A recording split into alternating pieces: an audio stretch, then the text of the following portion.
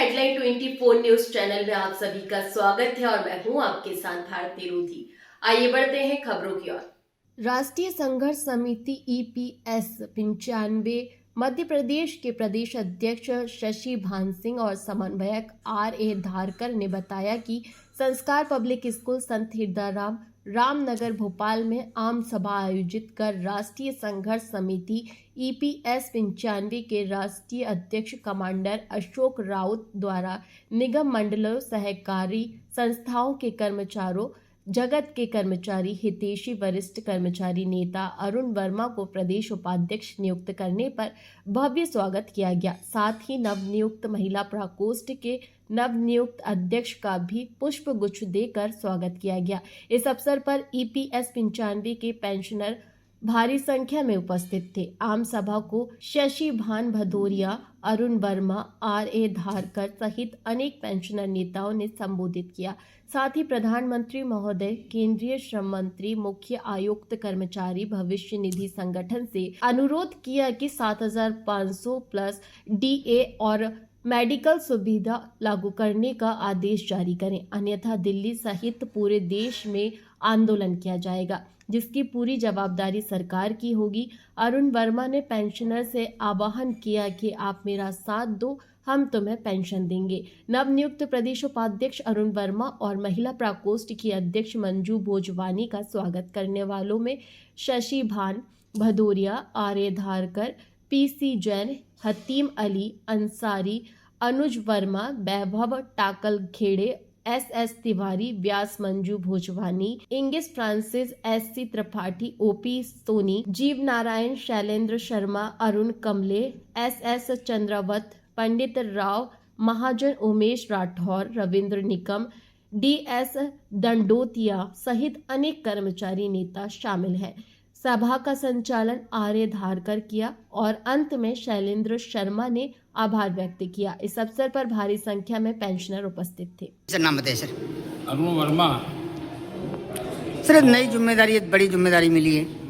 जिम्मेदारी जरूर बहुत बड़ी जिम्मेदारी है और हम कमांडर राउत साहब का और सिसोदिया भदौरिया साहब का और धारकर जी का आभार व्यक्त करते हैं। सर किस प्रकार जो इसमें हमारा जुड़ने का उद्देश्य ये था, पेंशनरों को किसी को 500, किसी को 1,000, किसी को 2,000 पेंशन मिलती है और उसके बदले में हमारा पैसा कटता था और पेंशन दे रहे हैं 1,500, उसमें हमारा गुजारा होता नहीं। तो कमांडर साहब के नेतृत्व में हम लोग लड़ाई लड़ रहे हैं। प्रधानमंत्री भी आश्वासन दे चुके हैं, वित्त मंत्री दे चुके हैं, श्रम मंत्री भी दे चुके हैं कि ये आपकी मांग जायज़ है। यहाँ तक कि 20 से 25 सांसद भी इस पर समर्थन में हैं। उनके राष्ट्रीय अध्यक्ष, बीजेपी के राष्ट्रीय अध्यक्ष भी इनके समर्थन में हैं। लेकिन देरी पे देरी होती जा रही है। हम लोग उन पर दबाव बना रहे हैं। ये बराबर हम लोग सचेत कर रहे हैं कि हमारा आदेश जारी करिए, अन्यथा हम लोग पूरे देश में आंदोलन करेंगे, जिसकी जवाबदारी आपकी होगी। धन्यवाद। सर पहले तो परिचय दे दीजिए आपका। मैं शशिभान सिंह भदौरिया, प्रदेश अध्यक्ष राष्ट्रीय संघर्ष समिति EPS 95। सर आज बैठक हुई, क्या मुद्दों पे चर्चा हुई सर? हमारी बैठक जो है, एक तो हमारे नए उपाध्यक्ष श्री वर्मा जी आज यहाँ उनको प्रमाण पत्र दिया गया है और जो बने हैं वो नई ऊर्जा लाएंगे। अभी हमारा पूरे देश में पेंशनर वृद्धि के लिए संघर्ष चल रहा है। उस संघर्ष में 7,000 और DA की मांग हमारी है। एक लंबी मांग, काफ़ी लंबे समय चल रही है। उसके लिए कई बार हमें प्रधानमंत्री और श्रम मंत्री से आश्वासन मिल चुके हैं। उसके बावजूद भी अभी तक हमारी मांग पूरी नहीं हुई। यदि मांग पूरी नहीं होती है तो हमें बड़ा विशाल रूप लेकर के पूरे देश से केंद्र शासन में जाकर के वहाँ आंदोलन करना पड़ेगा। इसके लिए हम तैयारी कर रहे हैं। सर क्या वजह है सरकार जो पेंशन नीति लागू नहीं कर पा रही?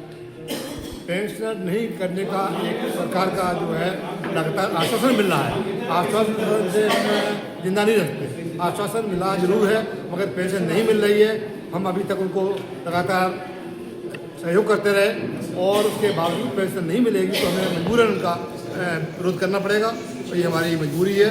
संगठन के लोग काफ़ी जो है लंबे अरसे से अपनी आवाज़ उठा रहे हैं, उसके बावजूद भी पेंशन नहीं मिल रही है। ये बड़ा दुर्भाग्य हमारा। और 87 लाख लोग हैं जो कि इस संघर्ष में हमारे साथ उनके परिवार हैं, और अभी तक हम शासन का समर्थन करते रहे हैं। यदि मांग मंजूर नहीं हुई, निसंदेह हमें आंदोलन करना पड़ेगा। उसके लिए चाहे हमें आर पार की लड़ाई करनी पड़े, उसके लिए हम मजबूर हो जाएंगे। सर नाम बता दीजिए सर। और ये धारका प्रदेश समन्वय EPS 95 राष्ट्रीय संघर्ष समिति भोपाल। तो लगातार संघर्ष कर ले, लेकिन फिर भी पेंशन में दिक्कतें आ रही है, क्या रणनीति रहेगी जी?